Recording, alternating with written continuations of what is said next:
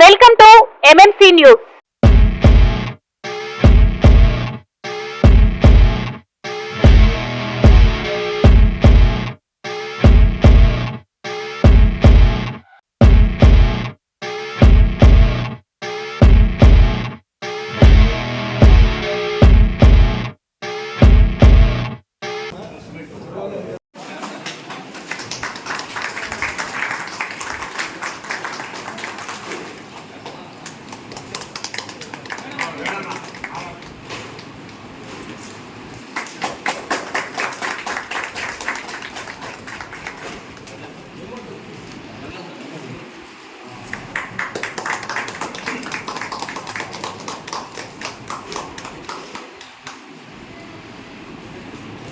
శాలివాహన సంఘం సీనియర్ నాయకుడు గూడూరు వెంకటేశ్వర గారికి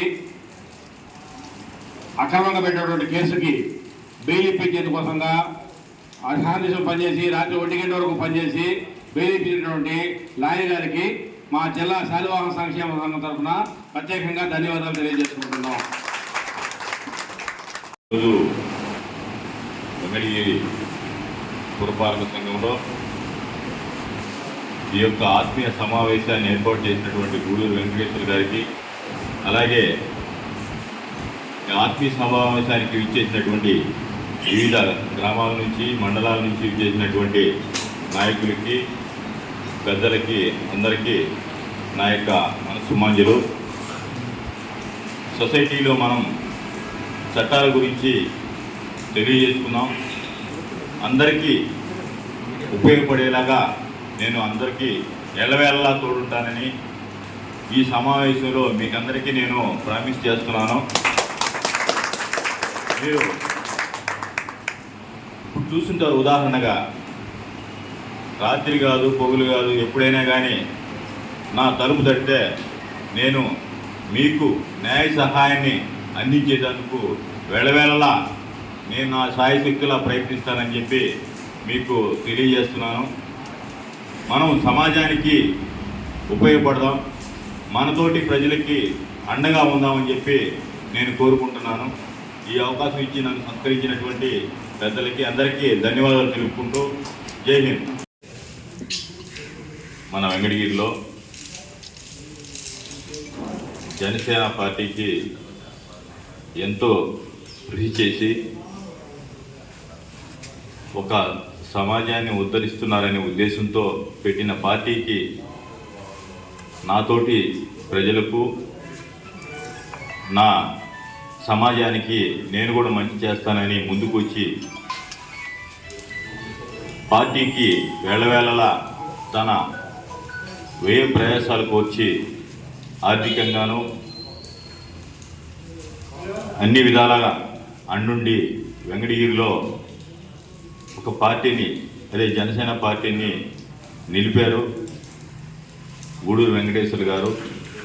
ఆ క్రమంలో ఏదో రాజకీయ వివాదాలని చెప్పి కొన్ని వర్గాల వారు అతనికి నచ్చని, అతని వ్యవహార శైలిని నచ్చని కొంతమంది నాయకులు అతన్ని రకరకాల కేసుల్లో పెట్టి ఇబ్బంది పెట్టి వేధించడం జరిగింది. ఆ కోణంలో వెంకటగిరి స్టేషన్ సంబంధించినటువంటి క్రైమ్ నెంబర్ 207/2025లో కొన్ని తప్పుడు ఆరోపణలు చేస్తూ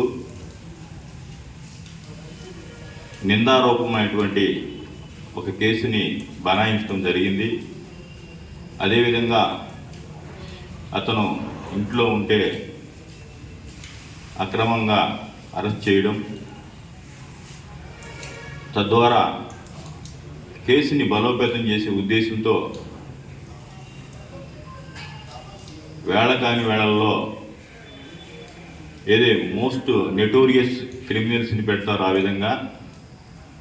విధంగా మిడ్నైట్ 12-1 గంట ప్రాంతంలో కూడా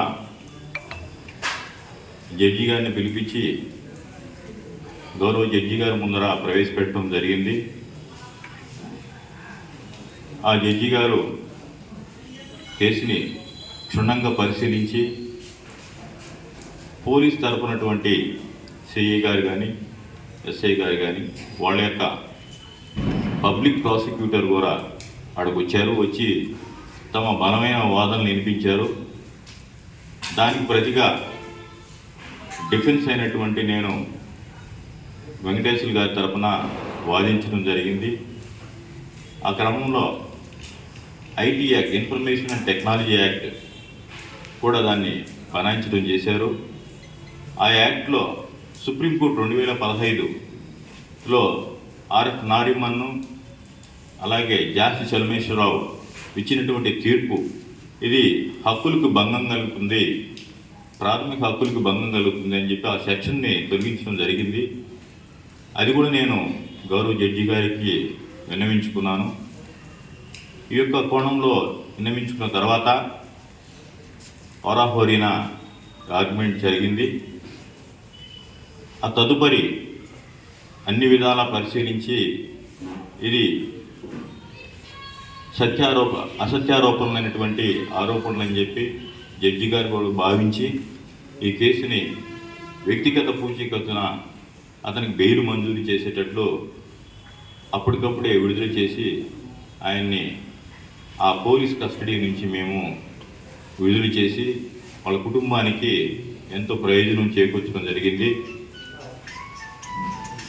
ఈ విధంగా ఎవరైతే ఇబ్బంది పడతారో ఏ విధంగా అయినటువంటి ఒక నిందారోపణమైనటువంటి ఆరోపణ లేనటువంటివి కేసులని ఎవరైతే తప్పుడు కేసులను బనాయిస్తారో వాళ్ళని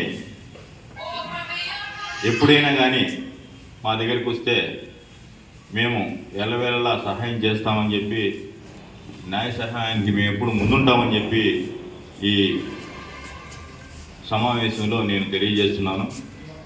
అందరూ కూడా ఈ యొక్క అవకాశాన్ని కూడా ఉపయోగించుకొని వాళ్ళ యొక్క కష్టాలను కూడా న్యాయము చట్టం దృష్టిలో ఏ అయితే ఉన్నాయో అవి తొలగించుకోవాల్సిందిగా కోరుచున్నాను.